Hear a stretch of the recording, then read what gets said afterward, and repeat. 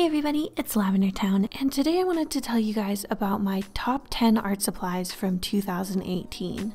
Now, some of these were actually released in 2018, and some of them were just ones that I appreciated the most this year. So let's get started with number 10. Number 10 is Strathmore marker paper. Now, I've been using Strathmore for my sketchbook for a long time, since I was like a tween probably.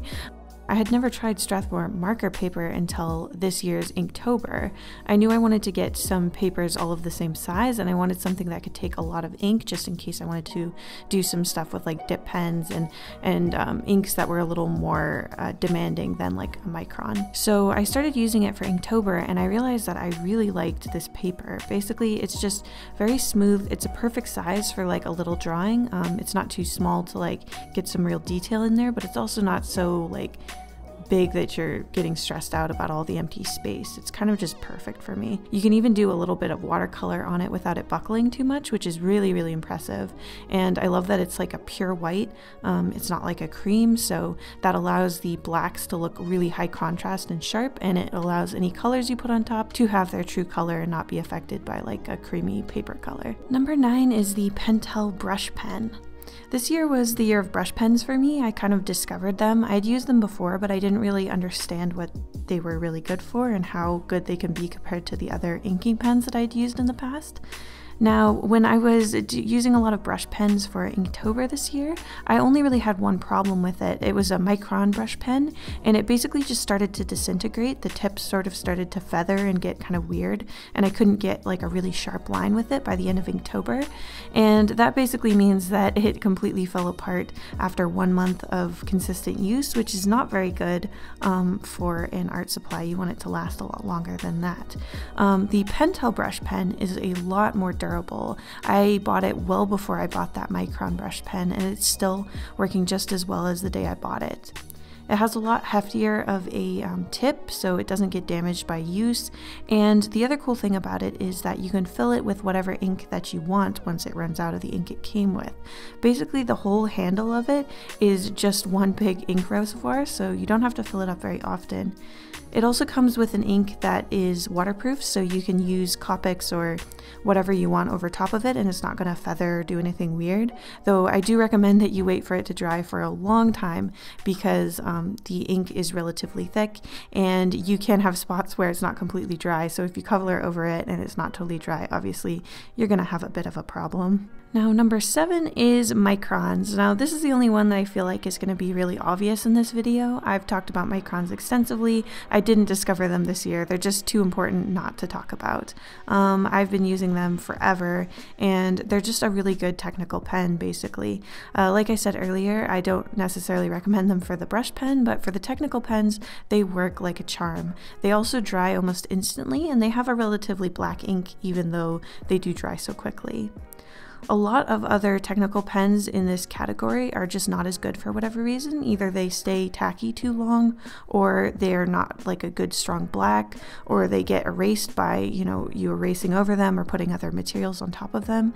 So basically, I don't recommend the Copic multi-liners, which are another technical pen that a lot of people buy. I just find that they don't work as well. And then there's the Sakura ones, which are sort of like a black pen on the outside, and those also have a lot of problems. I also find that they dry out super quickly, so I really recommend these sort of like taupe colored micron pens. They've been working for me forever, so they just do what they're supposed to. Number 6 is the 08 Sakura Jelly Roll. It's a white pen that I use to put shines in characters' eyes, and basically it's just a really good white opaque ballpoint pen. A lot of white pens just don't go down as a truly white. They're sort of translucent-y, and while that can be a nice effect sometimes, usually when I have a white pen I want it to actually be white. And it can even cover up very black inks, though I would be careful because it's a little bit sharp at the tip, so you don't want to scrape anything off. Number 5 is the Body-chan and the Body-kun figures. These are basically for drawing anime, but they work for any other type of drawing that is, human-shaped. I don't use drawing figures very often. I probably should use them more often, honestly, but when I do, I always use these because they're actually pretty decent as far as drawing figures go. The most famous type of drawing figure is these little wooden ones, and honestly they make me so angry. I don't know how anyone uses these, because not only do they not really look that human, and they have simple joints that don't represent the human range of movement, but they also sort of snap back into this weird like withered T-pose kind of position no matter how you bend them. So I don't understand how they're supposed to hold a pose and you can draw it. I don't know if I'm just doing it wrong or what, but I've always found these super annoying. Whereas the body chan and the body kun figures, they come with little props like laptops and swords and things that are actually kind of hard to draw, especially in perspective. And they come with a whole box of hands, so if you have trouble with hands, like almost everybody, including me certainly, you can put different hands on them, and it's really, really great. Number 4 is palette paper. Now, if you paint with anything other than like watercolors or I guess spray paint, you need somewhere to put and mix your paints before you put them on the canvas. And a lot of people, especially beginners, reach for these little plastic trays that you can get at almost any craft store. But I would highly recommend that you don't get those because they're basically the worst.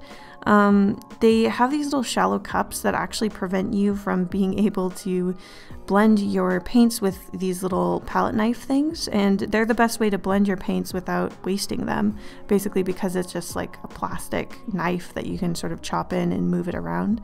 Palette paper, on the other hand, it's really light, it's easy to put in a backpack, and there's tons of just basically sheets of wax paper that have your paint sitting on top of them. It's super easy to blend paints on top of them, and they're just very convenient. And then once you're done with your painting, you can just wad it up and throw it away in a regular trash. Number 3 is alcohol markers, and originally I was just gonna say Copics because those have always been my go-to alcohol marker. And before you comment in the comment section, I know it's supposed to be pronounced Copics, but I can't call them that. It sounds so weird and awkward to me. I don't know why.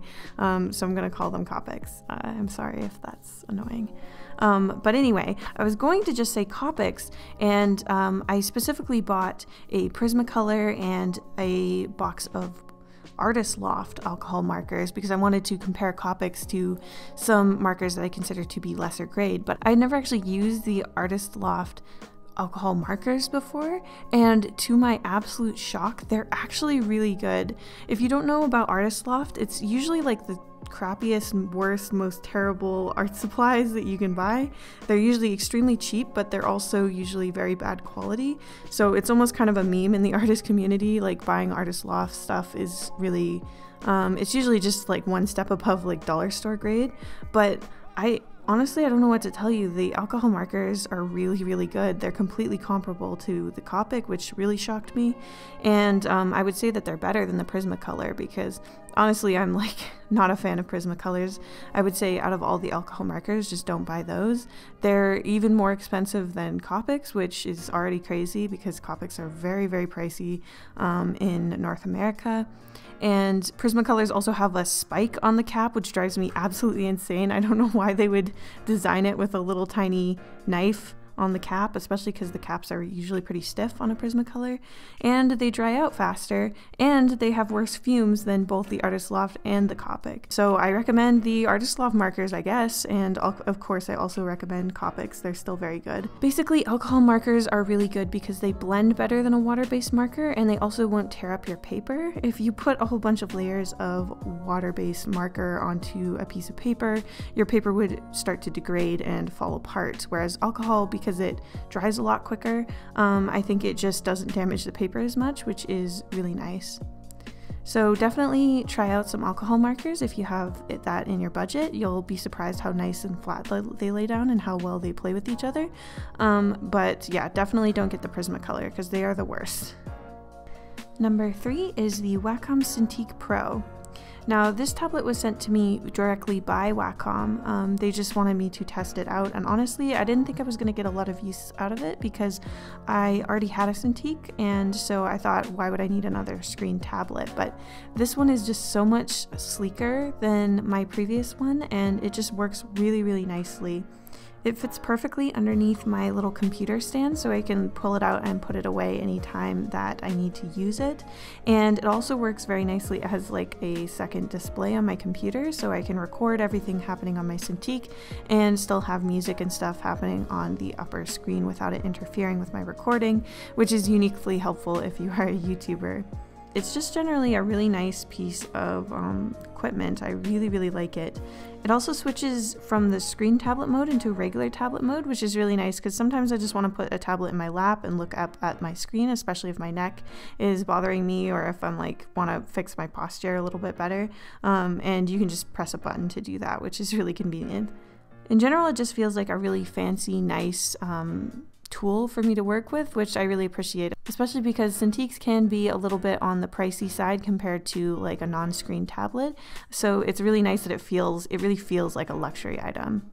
Number 2 is Coloris, or Coloris. I'm actually not sure how to pronounce it, but it's a digital art supply, which basically means it's like a plugin that you can put into Photoshop. Now, Photoshop has a terrible color wheel. It's just the worst, and I don't know why they won't fix it, but some people actually made a little plugin that gives Photoshop a better color wheel, along with a bunch of other functionalities that go with it. And it's just really made things a lot easier for me. It was only $15, and I had kind of put off buying it because I thought, you know, I don't really want to have to spend more money on Photoshop because it's already a very expensive subscription-based program, and I was really annoyed about that. But I tried the free trial of Coloris and I really loved it. It made making swatches for my comic really easy. You just pull them down from the color history and then they're a swatch for you. It also has a bunch of like mixers and stuff. I haven't really played with them much, but I feel like if you do a lot of painting, that might be really helpful to you.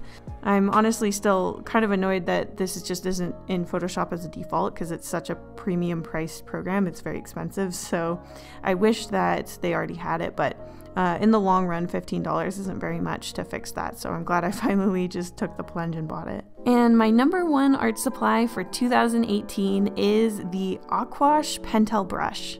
This is the water-filled version of the brush that I talked about earlier in the video. And basically it just has a water capsule where you hold on to it, and it has that same sort of brush head that they have on their other brush pens. But the idea of it is that you can watercolor on the go, which I think is such a fun and dreamy idea for an artist. I just love the idea of like taking this little brush and a little watercolor palette and just going into the wild. I have this little watercolor palette. It's so cheap. It's like just the most basic thing, but because it sort of layers on top of itself, it kind of looks like a little hockey puck. It's very portable. So I think that alongside this brush would make it so that I could watercolor basically anywhere. I could go to like a coffee shop or outside somewhere, and it would just be so pleasant and aesthetic. I just love that whole idea. They even make a cuter, smaller version of the Aqua brush, which I also bought, yeah, it would literally fit in my pocket. So basically what you do is you just squeeze it a little bit, like you get the ink out of the other one, and it fills up the brush with water, and then you just use it as a watercolor brush. And I find that because the brush bristles are more plasticky rather than like a fiber, you don't actually have to worry about mixing your colors too much and getting them muddy. They kind of just disappear off the brush bristles relatively quickly after you start using it, so you can switch between colors without having to like wash out the brush or anything. It just makes it so much more convenient to watercolor. I really loved it. It also looks, I mean, I can't ignore the fact that it looks like an art supply from the future because the whole thing is like completely clear, even the brush bristles. I just think that it looks so awesome, and seeing the little bubble moving around in there, I don't know, something about it is like really appealing to me. So it was my top art supply of the year. Please let me know what your favorite art supply is down in the comments. I hope you guys enjoyed the video. Thank you so much for staying till the end, and I will see you in the next one. Oh, and happy holidays, because this is probably the last video you'll see before it's Christmas. And if you've already celebrated your winter holiday, whether it's Yule, Hanukkah, Kwanzaa, anything, I just hope it was really good. Yeah, so anyway, see you guys in the next video. Special thanks to all of my patrons, including Bambo, Bella Story, Kelpompong, Cassitarius, Dr. Casket, Elizabeth Album, Hope Chilsum, JJ Jade, Carla Tapia, Blep, Kier, Micah Daxel, Ogamore, Ollie, Rosie Warlock, Sergeant Pendulum, The Artsy Moose, Your Boy ST, and Zoe Stardust.